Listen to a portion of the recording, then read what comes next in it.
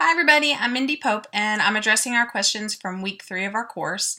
How important is it to integrate technology into our curriculum and why? Well, for the modern student, I think it's imperative that we infuse our curriculum with technology, and I have a few reasons why I believe this. First, there are very few careers out there that don't use technology, and that's going to become even more true in the future. It's critical that we teach students how to use technology to achieve goals and create products. They must practice these skills as part of our curriculum to be successful in the future. Secondly, most modern students are bombarded with technology, and it is their primary source of communication, and we as teachers would be, I would say, foolish not to utilize those tools in our coursework. Using technology with purpose in the curriculum sparks our students' imaginations and confidence.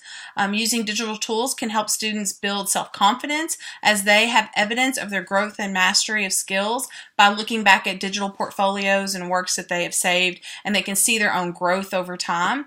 And then lastly, it unlocks creativity in a lot of our students because it gives them many different opportunities to express themselves. Just like today, I'm recording myself rather than turning in something written. They can express themselves with visual art or even just audio.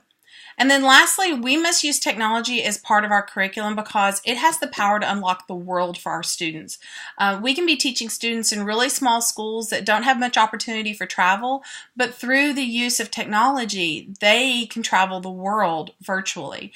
They can have access to research and events that are going on across the world, and even make connections with people across the world. And so the world becomes a place that they can be more a part of. And I think that's maybe one of the reasons why it's the most important reason why we need to use technology in our curriculum. It's a really exciting time to be an educator, in my opinion. And then the other question was, what are the barriers to implementing technology into our curriculum, and how can they be overcome? I do see a couple of barriers that I can discuss today. First, there is the financial barrier for school districts to implement technology in a meaningful way. And when I say a meaningful way, in my opinion, that means that school districts need to provide a one-to-one student device for each student. This creates a better equality among students and allows teachers to focus on what they want students to be able to do. If students are allowed to bring their own devices, that means there's going to be a multitude of different types of devices that can use different tools and apps, and a teacher can quickly become overwhelmed with trying to make their curriculum fit all these different devices.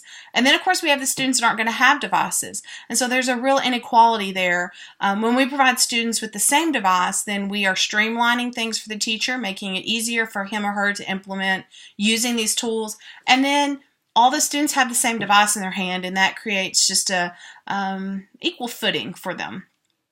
And so I've seen a real difference this year because we just went one-to-one on my campus, and I can already tell you that I'm able to implement so many more uses of technology in my course that I feel like have more meaning and are really much more efficient, because all my kids have the same device. We're not struggling to try to use 15 devices for 25 kids or letting them use their phones. So I'm a big advocate that school districts need to find a way to overcome that financial barrier.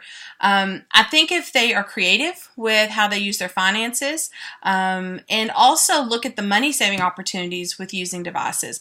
For example, I have made significantly less copies just this year alone because my students, I'm giving so much more of my instruction, and my students are turning things in digitally, so I'm making far fewer copies, and that is a huge money savings for the district. And then also a lot of classes can utilize a digital textbook rather than a hardback one, which is also much less expensive, and another way a district could save money to hopefully be able to put devices in kids' hands.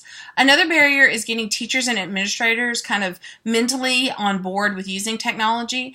A learning curve is naturally going to occur with the implementation of technology, and administrators need to have the mind frame and communicate to teachers that they're not going to be punished for trying something new and stumbling.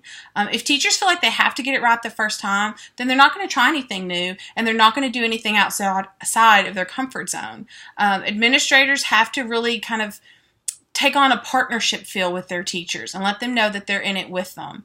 And really, what are we teaching our students if our teachers are too scared to try anything new and take a risk in their learning? Isn't that exactly what we want our students to do? So if students don't see teachers taking a risk and perhaps stumbling, recovering, and succeeding, then we're not setting up that good example for them. That barrier can easily be overcome because with administrators just shifting their attitudes and help perhaps also employing digital learning specialists to help guide teachers. They should also utilize teachers in the district that are successfully implementing technology in their curriculum. Teachers love learning from other teachers in their district, and I think they would find these successes inspiring and help them build confidence in implementing technology in their own course. Thanks.